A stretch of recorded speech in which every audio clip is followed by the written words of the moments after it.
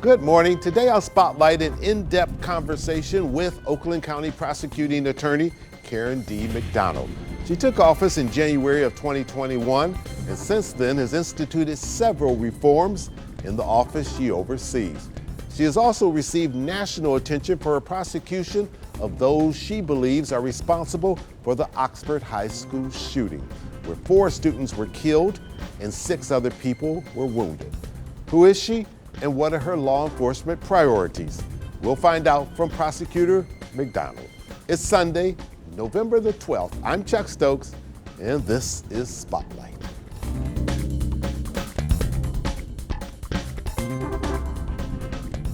You took office, this current office, in 2021, January of 2021.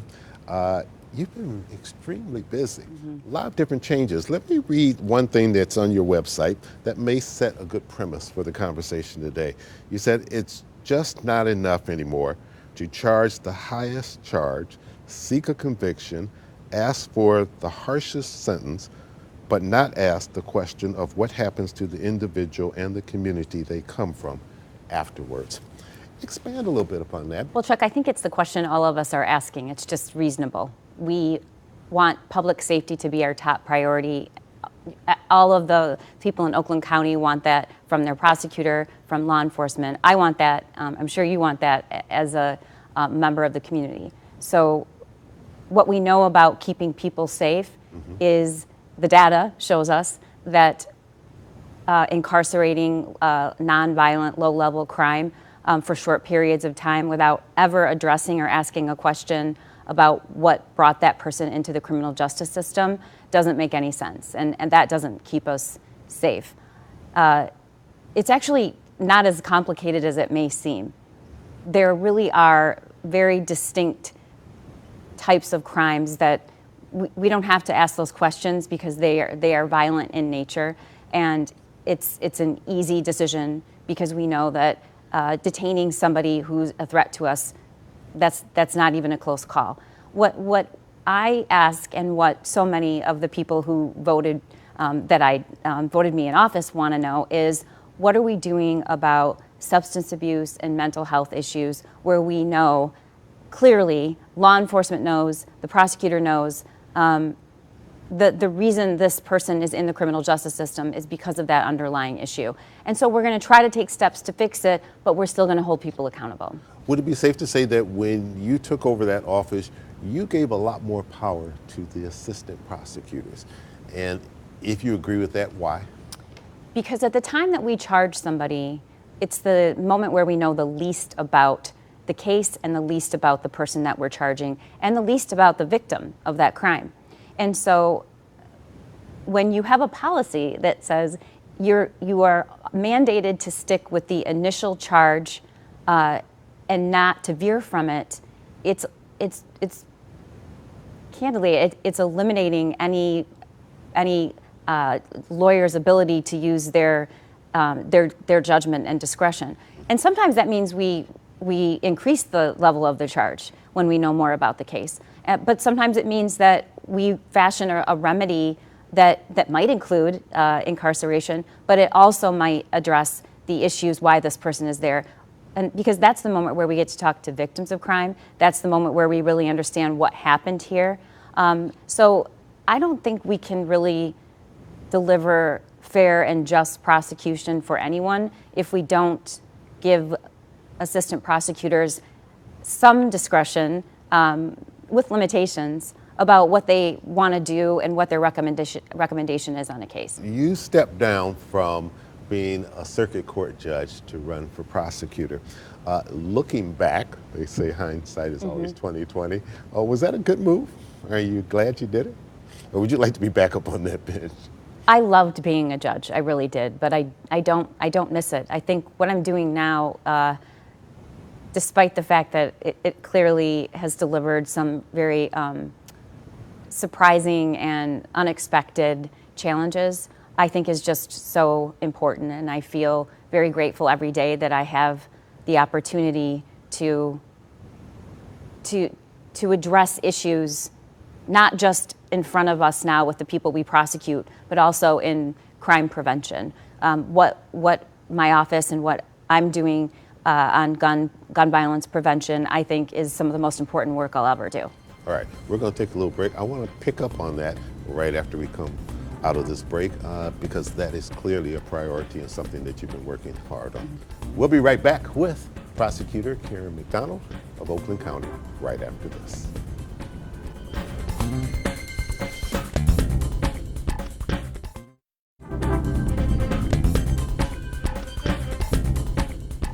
And welcome back to Spotlight, talking to Karen McDonald. She is the prosecuting attorney of Oakland County. Prosecutor McDonald, you started a commission to address gun violence. That was in 2022. Why? It appears as though the goal is to make it data-driven, and will that lead to solid recommendations? Well, certainly after Oxford, there was no option to ignore or minimize in any way the effect that gun violence has in our community. But as we sit here today, gun violence is the #1 cause of death for children in this country.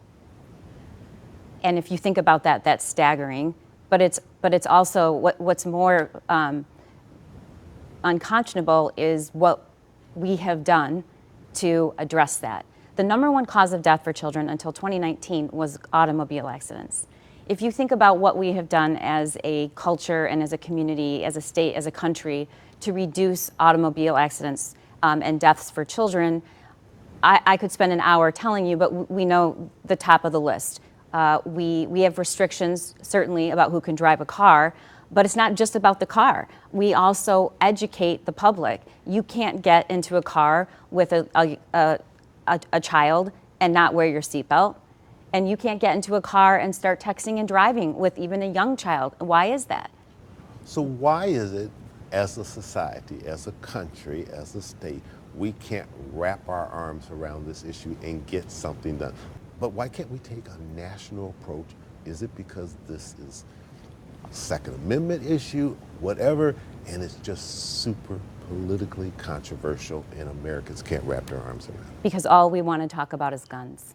And this is a complex issue. It's not just about guns, just like reducing automobile accidents wasn't just about a car. Access to guns is an important and critical step, and I support common sense gun legislation. But that's not what this commission is about. What this is about is what is desperately needed. We have a public health crisis on our hands. It is not just one thing. We need to treat this the same way. The reason your kids will tell you put your seatbelt on is because we educate them. The reason that we know about speed limits and we can reduce accidents is because we've studied it.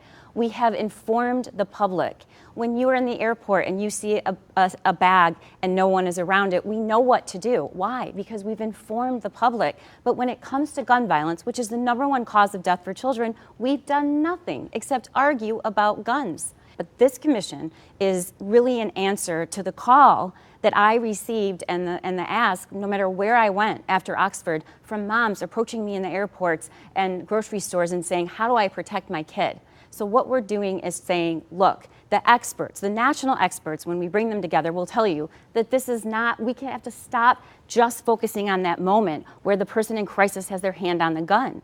We have to talk about way upstream what we can do about distress tolerance and teaching kids and human beings how to navigate through those feelings. We have to talk about like data-driven threat assessment, behavioral threat assessment models, and we need to start training people. And we don't just have kids dying in schools, Chuck. The majority of gun violence that is killing children is over half of it is, almost half of it is suicide. We also have young children in Pontiac being gunned down because of gang violence. We have intimate partner violence. So we need to step back and look at what is the problem and use data-driven protocols and solutions and stop just thinking we should teach kids to run, hide, fight. It's just not, it's not enough. What's the timeline for this? Do you have an end date and say we have to get this done by such and such a time and we're going to come out with recommendations that go to who? I assume the legislature and other leaders? No. Okay. First of all, you know, if you know me, my timeline is always I want it done yesterday. But we've been working on this for about a year. We are in the process of finalizing our recommendations and partnering with folks on the public health side to roll out these recommendations, accessible to everyone, not just schools, but private sectors, TV stations, anywhere you are, you should be asking your employer, your school, what's your behavioral threat assessment model? What's your training? How are you training the people that come into your workplace or your school or your organization about what are the signs of somebody in crisis and what are you going to do about it? We are rolling that out like exactly what it is, which is a public health initiative. All right. We're going to take a little quick pause for the calls. We'll come right back with Prosecutor McDonald right after this.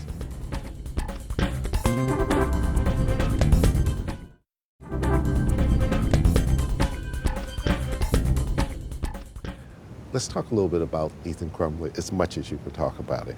He's going to be sentenced on December 8th. 4 people were killed, 6 people were wounded. A tragedy, without a doubt. The flip side of that is he's now been tried as an adult and will be sentenced as an adult.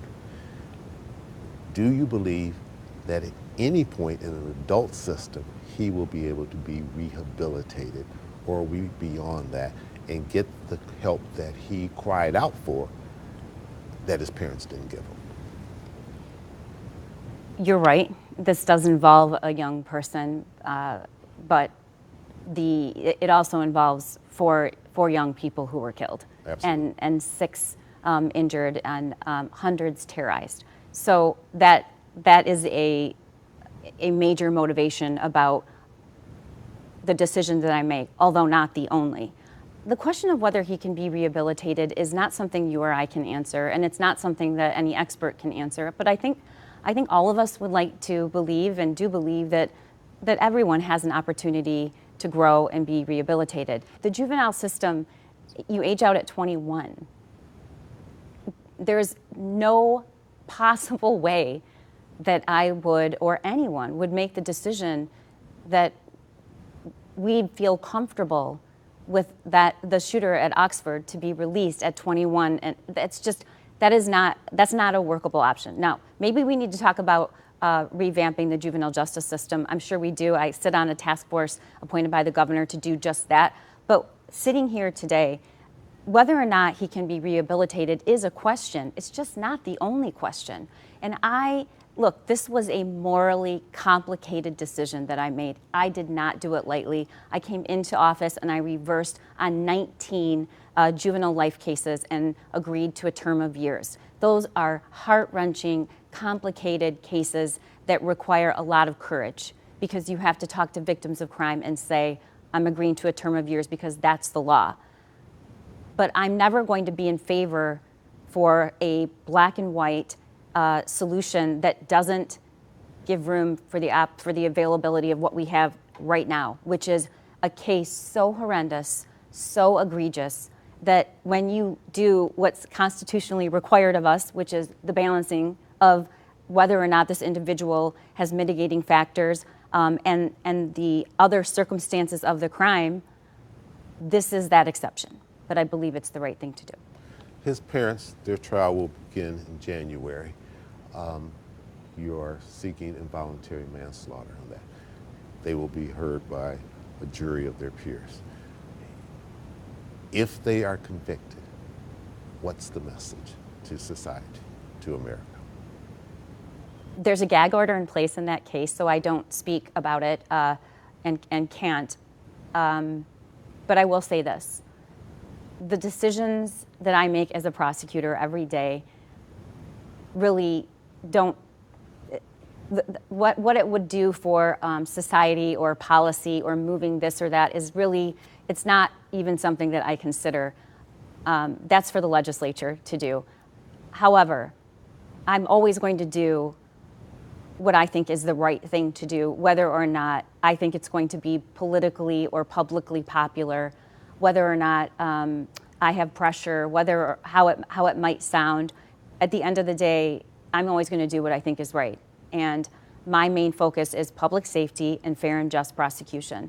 And if the jury comes back and says, may not have been good parents, may have been terrible parents, but we are not going to hold them responsible because they didn't pull the trigger even though they may have failed in many areas of raising this kid.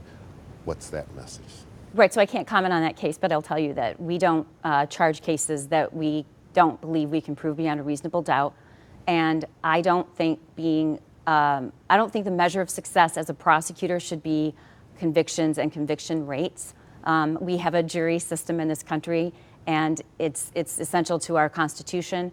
And I tell prosecutors every day, this is no winning or losing. We bring cases to court and we try them based on what we believe we can prove on our burden, which is ours to show the jury. And the result of that is, whether it's a guilty or not guilty, the system is working. All right, we'll take one final break. We'll come back with the final segment. Granted, that case has taken up a lot of attention, but there's a whole lot more that you do in the prosecutor's office. We'll talk about some of the other initiatives that you're involved in, and a little bit about who is Karen McDonald. We'll be right back. Stay with us.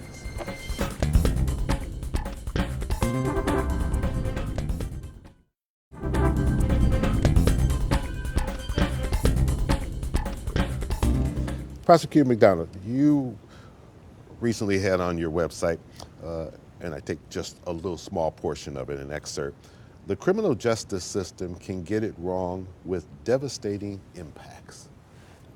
Now, somebody just picking that up and reading that will say, wow, is our system that screwed up? I don't think anyone who has a Netflix account would disagree that we sometimes get it wrong. We do. What we can't accept is people in positions of power and leadership not accepting that we've got it wrong. So the Conviction Integrity Unit is one of about a growing number of, I think, around 75 in the country now, where because of science, because we now have improvements in the way that we collect evidence, the way that we analyze evidence, and sometimes because of outright misconduct, we have people who are serving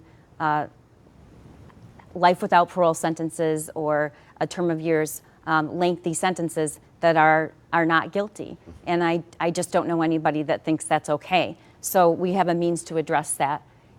We also have addressed what we all know. The data shows that there's a racial disparity in our criminal justice system.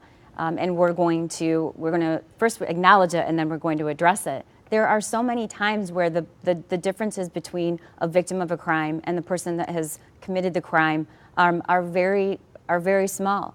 A lot of the times that the person we're prosecuting has also been a victim of a crime, and we're trying to address these needs of communities, and we have our assistant prosecutors in these communities. However, we're also putting resources into places that I think just make sense, and I think most people agree with me.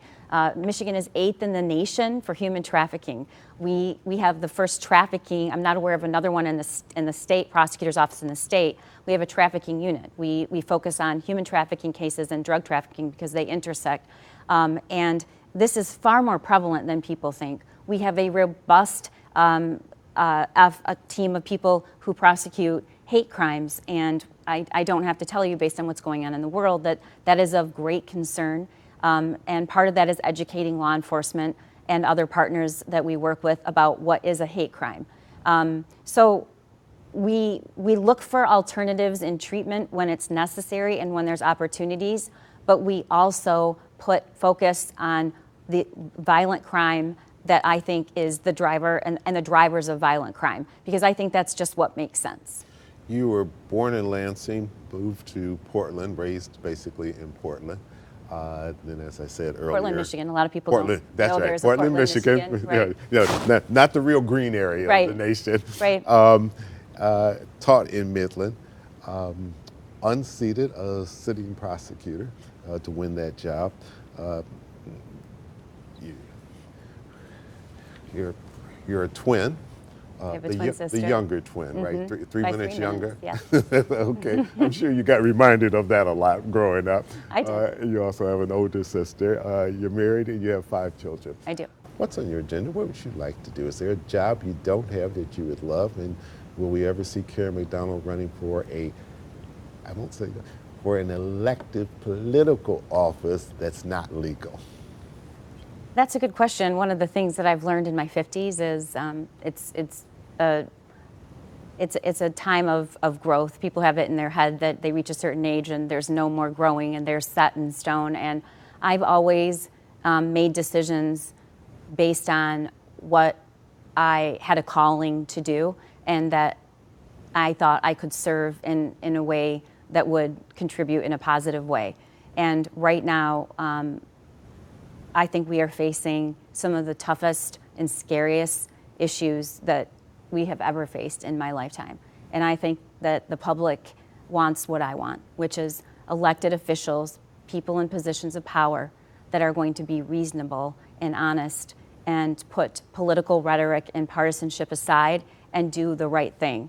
And look, Chuck, I'd run for dog catcher if I thought I could prevent gun violence. So I'm never going to say never about anything, but what I am going to do is always seek to do the best I can in the job that I think I can make the most impact. You have a sister in the state Senate. Have people come to you and said, Karen McDonald, play this right and you might be able to be governor of this state one day, or in the U.S. Senate or the U.S. Congress or in the Michigan legislature? You know, I think people say a lot of things to me, but we are at a time where I think what people want most is transparency and honesty, and they want somebody to be real. And I had a thriving, successful practice when I was a shareholder at a law firm. I went back to private practice when I had stepped down from being a judge. I loved that job, and I'll be ready to go back to it if that's where my path leads me. But what I'm not going to do is make decisions because I want the next political job or I want to keep this political job. I'm always going to make decisions because it's the right thing to do. Karen McDonald, Prosecutor of Oakland County, thank you so much for coming in, spending time with us today, and we'll invite you back. Thank you so much. All right. And I'm Chuck Stokes. We'll be back next week with more newsmakers in the spotlight. We hope you have a great week.